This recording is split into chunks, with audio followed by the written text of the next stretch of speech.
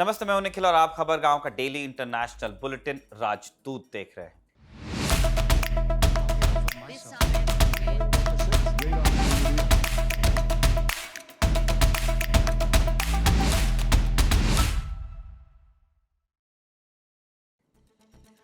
अंग्रेजी का एक शब्द है विशफुल थिंकिंग। हिंदी में अनुवाद खुशफहमी आप कर सकते हैं।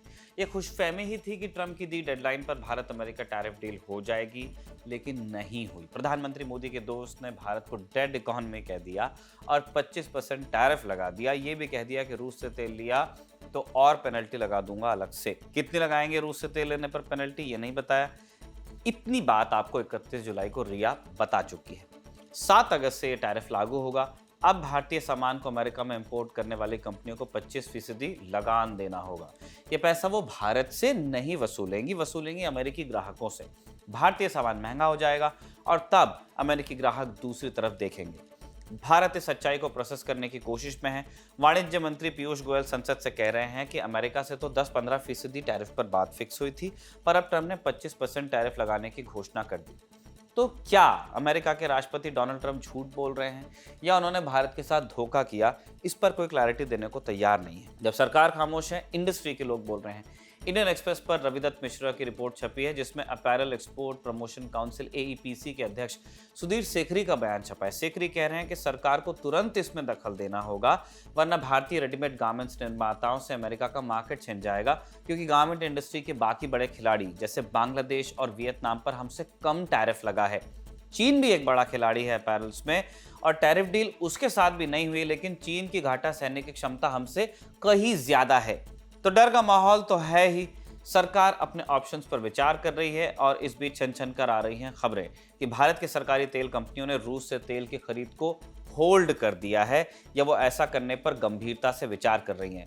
मतलब ट्रंप की एक धमकी का तो असर हो रहा है, जिसमें उन्होंने कहा कि भारत को अगर रूस के साथ डूबना है तो डूबे। आज राजदूत में हम इसी का हिसाब लेंगे कि टैरिफ डील न होने की सच्चाई से भारत कैसे निपट रहा है, क्योंकि अमेरिकी टैरिफ की जद में सिर्फ छोटे कपड़े निर्माता नहीं आएंगे, उसकी जद में मुकेश अंबानी के रिलायंस समूह जैसे दिग्गज भी आ सकते हैं। राजदूत के नियमित दर्शक जानते हैं कि भारत अमेरिका के बीच टैरिफ डील न होने की सबसे बड़ी वजह रूसी तेल तो नहीं है। पहले बताया गया कि बात अटकी थी कृषि और डेयरी पर। अमेरिका जेनेटिकली मॉडिफाइड फसलों को भारत में बेचना चाहता है, जैसे सोयाबीन वगैरह, जो अमेरिका के उन सूबों में उगती हैं जहां ट्रंप की रिपब्लिकन पार्टी का अच्छा प्रभाव है, वहां से ट्रंप को वोट मिलता है। इन्हीं वोटर्स को खुश करने के लिए ट्रंप भारत पर अपने एग्रो प्रोडक्ट्स थोप रहे हैं। लेकिन पहले भूमि अधिग्रहण और फिर किसान आंदोलन में मुंह की खा चुकी सरकार अब ऐसा कोई कदम नहीं उठाना चाहती जिसे किसी भी तरह से किसान विरोधी बताया जा सके, इसलिए भारत ने इस मामले में कोई रियायत नहीं दी। फिर अमेरिकी डिफेंस प्रोडक्ट्स भारत खरीद रहा है, लेकिन अपनी जरूरत के हिसाब से खरीद रहा है, जैसा कि होना चाहिए। हाल ही में इंडियन आर्मी को अपाचे हेलीकॉप्टर्स की डिलीवरी शुरू हुई है। एयरफोर्स को पहले हो चुकी है, आर्मी को हो रही है। ये अमेरिका की बोइंग ही बनाती है, लेकिन ट्रंप प्रशासन का जोर इसे बेतहाशा बढ़ाने पर है, जो भारत के लिए मुफीद नहीं है। मिसाल के लिए ब्लूमबर्ग ने छापा है कि फरवरी 2025 में जब प्रधानमंत्री मोदी ट्रंप से मिले थे, तब अमेरिका की ओर से F-35 की पेशकश की गई थी। भारतीय वायुसेना के फाइटर मैट्रिक्स में F-35 फिट नहीं बैठता है। भारत के लिए सौदा किसी काम का नहीं था। तब संकेत किया गया कि भारत किसी डिफेंस प्लेटफॉर्म के जॉइंट मैन्युफैक्चरिंग में तो इंटरेस्ट लेगा, बट हम ऑफ द शेल्फ F-35 जैसे प्रोडक्ट्स नहीं चाहते, जो कि भारत की पॉलिसी भी रही है। ब्लूमबर्ग की रिपोर्ट पर भारतीय विदेश मंत्रालय ने कहा है कि भारत और अमेरिका के बीच F-35 को लेकर औपचारिक रूप से कोई बात नहीं हुई। सरकार ने इस एंगल को नकार दिया है, लेकिन जनता अब भी हिसाब लगा रही है कि जिस टैरिफ डील को लेकर अमेरिका और न भारत ने कोई अंदेशा जताया था, उस पर ट्रंप अचानक बिगड़ क्यों गए, कैसे बिगड़ गए, अब भारत क्या कर सकता है। एक मत यह है कि जो रूसी तेल का बहाना लगाया गया है वो एक प्रेशर टैक्टिक है, क्योंकि रूसी तेल को लेकर अमेरिकी नीति यही रही कि वो इसे पसंद तो नहीं करता, लेकिन समझता है कि भारत की अपनी ज़रूरतें हैं। इसी पॉइंट पर अमेरिका ने यू टर्न लिया है। संकेत आ रहे थे, लेकिन ट्रंप सटक ही जाएंगे किसी ने नहीं सोचा था। पिछले महीने की बात है, ट्रंप ने कहा था कि 50 दिनों के भीतर रूस यूक्रेन के बीच पीस डील करवाएंगे। नहीं हुआ तो उन मुल्कों पर पेनल्टी लगाएंगे जो रूस से तेल खरीदते हैं। पढ़िए, चीन और भारत। ट्रंप की धमकी के बाद नेटो के चीफ मार्क रूटा की भी धमकी आ गई। 16 जुलाई को मार्क रूटा ने भारत का नाम लिया कि रूस से तेल खरीदना बंद कर देना चाहिए, नहीं तो प्रतिबंध लग जाएंगे, बड़ा नुकसान हो जाएगा। इस धमकी के जवाब में petroleum and natural gas minister Hardeep Singh Puri ने कहा था कि भारत चिंतित नहीं है, अगर कुछ होता है तो निपटेंगे। भारत के विदेश मंत्रालय की तरफ से भी कहा गया कि हम मार्केट में अवेलेबिलिटी के मुताबिक काम करते हैं। ये सारी बातें ट्रंप के फैसले लेने के पहले से कही जा रही थी, पर न्यूज एजेंसी रॉयटर्स की एक एक्सक्लूसिव रिपोर्ट आई है जिसमें कहा गया कि भारत ने रूस से तेल खरीदना बंद कर दिया है। इस रिपोर्ट में भारत की 4 सरकारी रिफाइनरियों के नाम लिए गए हैं जिन्होंने रूस से तेल खरीदना होल्ड किया। कौन कौन सी 4 हैं? IOCL Indian oil corporation limited, Hindustan petroleum corporation HPCL, Bharat petroleum corporation BPCL और मैंगलोर रिफाइनरी पेट्रोकेमिकल लिमिटेड। सूत्रों ने रॉयटर्स को बताया कि पिछले एक सप्ताह में रूस को कच्चे तेल का कोई नया ऑर्डर नहीं दिया गया है। रॉयटर्स ने इस सिलसिले में रिफाइनरीज से भी बात करने की कोशिश की, लेकिन इसका कोई जवाब मिला नहीं। भारत सरकार ने अभी तक रिपोर्ट पर कोई प्रतिक्रिया नहीं दी है। रॉयटर्स के सूत्र ये भी दावा कर रहे हैं कि इस तेल की आपूर्ति अब UAE और वेस्ट अफ्रीका के देशों से की जाएगी, यानी जो हम रूस से ले रहे थे अब UAE और वेस्ट अफ्रीका से करेंगे। इसका मतलब भारत एक बार फिर अपना क्रूड बास्केट बदलेगा। राजदूत के दर्शक जानते हैं कि भारत पारंपरिक रूप से मिडिल ईस्ट से तेल लेता था। हमारे जो रिफाइनरीज थी, स्पेशली हमारे वेस्टर्न कोस्ट पे, उनको हमने कैलिब्रेट ही इस तरह से किया था कि मिडिल ईस्ट से आने वाला क्रूड वहाँ पे अच्छे से रिफाइन होता। लेकिन फिर फरवरी 2022 में रूस ने यूक्रेन पर आक्रमण किया। उस साल की शुरुआत में भारत का रूस से खरीदा जाने वाला कच्चे तेल का हिस्सा केवल 0.2% था। जंग के चलते यूरोप के बाजार रूस के लिए बंद कर दिए गए, इसलिए दुनिया में वो दूसरे खरीदार तलाश रहा था रूस। उस समय भारत सऊदी अरब और इराक से बड़ी मात्रा में तेल लेता था। एक समय था जब हम ईरान से भी तेल लेते थे, लेकिन ट्रंप के प्रतिबंधों के ही चलते हमने 2018 में ईरान से तेल खरीदना बंद किया। एक और बात, जंग की शुरुआत हुई तो यूरोप ने रूसी तेल की कीमत पर एक कीमत सेट कर दी, कैप लगा दिया। इसके मुताबिक रूस अपना कच्चा तेल $60 प्रति बैरल से महंगा नहीं बेच सकता था। उसी समय रूस ने भारत से तेल खरीदने को कहा और एक्स्ट्रा डिस्काउंट भी ऑफर किया। भारत को कच्चा तेल मार्केट के रेट से सस्ता मिल रहा था, इसलिए भारत ने समझौते के लिए हामी भरी। 31 जुलाई को अमेरिकी अखबार ने इस बाबत, यानी भारत ने प्रतिबंध के बावजूद रूस से तेल कैसे खरीदा, इस विषय पर डिटेल रिपोर्ट की।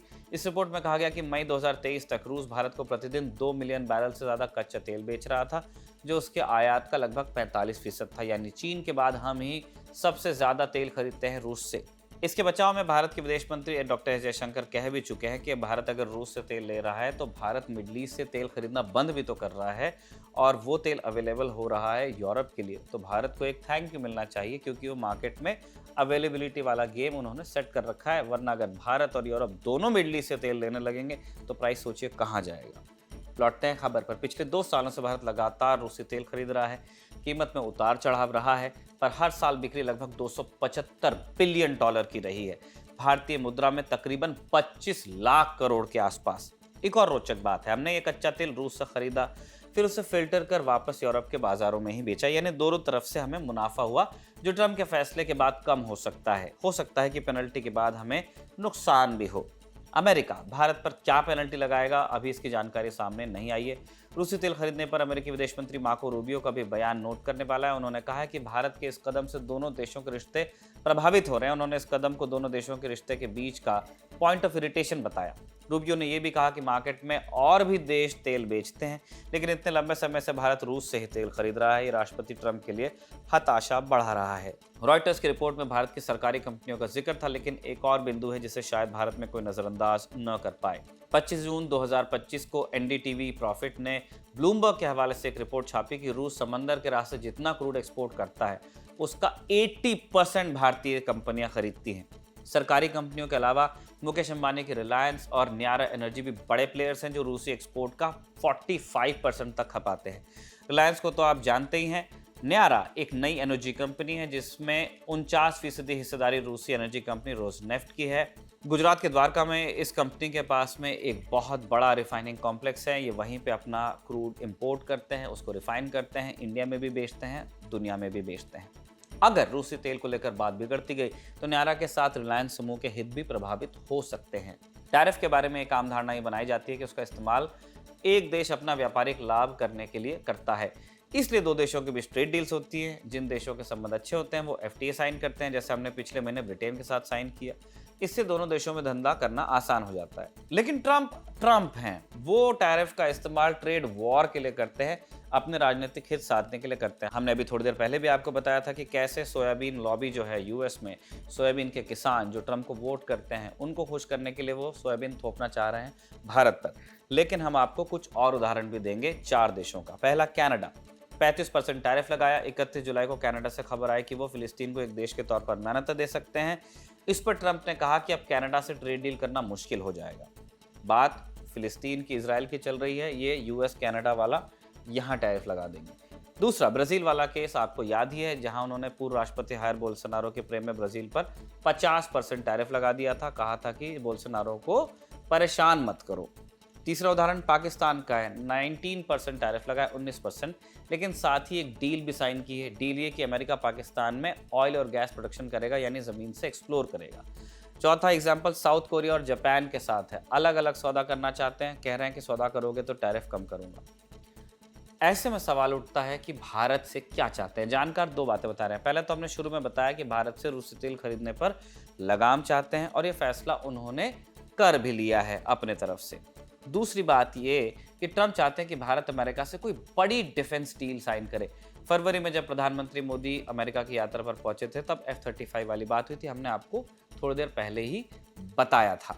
अब तो खबरें ये भी आ रही है कि भारत ने साफ इनकार कर दिया, लेकिन हमने पहले भी आपको बताया कि विदेश मंत्रालय ने क्या कहा। उन्होंने कहा कि कोई औपचारिक बात हुई नहीं है, पर्दे के पीछे चल रहा है। एक और बात, भारत और अमेरिका के टैरिफ पर बातचीत बंद नहीं हुई है। छठे राउंड की बातचीत अगस्त में यानी इसी महीने होगी। ब्लूमबर्ग की रिपोर्ट कहती है कि भारत टैरिफ कम करवाने के लिए अमेरिकी आयात बढ़ाने की पेशकश कर सकता है। इन जानकारियों के साथ राजदूत का हम ये एपिसोड कंक्लूड करते, लेकिन हमेशा की तरह जाने से पहले एक अपडेट आपको और देंगे। पहला अपडेट म्यांमार से है। वहां के सैन्य सरकार ने 2021 के तख्ता पलट के बाद लगाया आपातकाल हटा लिया है। अब वो दिसंबर में लंबे समय से टल रहे चुनाव कराने की तैयारी में है। रॉयटर्स के मुताबिक सैन्य प्रमुख ने 11 सदस्यों वाले एक चुनाव आयोग की घोषणा की है, जिसकी अगुवाई फौज खुद करेगी। हालांकि अभी कोई पक्की तारीख तय नहीं हुई है, लेकिन मिन आंग ह्वाइंग ने अपने भाषण में पुष्टि की कि दिसंबर में चुनाव होंगे। आपातकाल हटने के बावजूद मिन आंग अंतरिम राष्ट्रपति रहेंगे, सेना के कमांडर इन चीफ भी बने रहेंगे, क्योंकि देश 2021 के तख्ता पलट के बाद पहला राष्ट्रीय चुनाव करवा रहा है। चीन ने म्यांमार के इस फैसले का स्वागत किया और कहा है कि राजनीतिक मतभेदों को शांतिपूर्ण तरीके से सुलझाना चाहिए। हम म्यांमार के सभी पक्षों की जरूरत के हिसाब से शांति वार्ता को बढ़ावा देने के लिए तैयार हैं। 2021 में आंग सान सू की की सरकार, चुनी हुई जो सरकार थी, उसको हटा दिया गया था। उसके बाद सैन्य शासन लग गया था, जिसका कड़ा विरोध हुआ। इस संघर्ष में हजारों लोग मारे गए हैं, लाखों विस्थापित भी हुए हैं। इस तनाव के बीच हुंटा ने सख्त कानून बनाए, जिनमें चुनाव प्रक्रिया को बाधित करने वाली किसी भी तरह की बात या विरोध के लिए 10 साल तक की जेल हो सकती है। इसके अलावा विद्रोह को दबाने के लिए हुंटा ने आत्मसमर्पण करने वाले उग्रवादियों को नकद इनाम देने की पेशकश भी की है। इसी अपडेट के साथ राजदूत का ये एपिसोड होता है कंक्लूड। इसे साजिद ने लिखा और इरशाद ने रिकॉर्ड किया। आप खबरगांव देखते रहिए।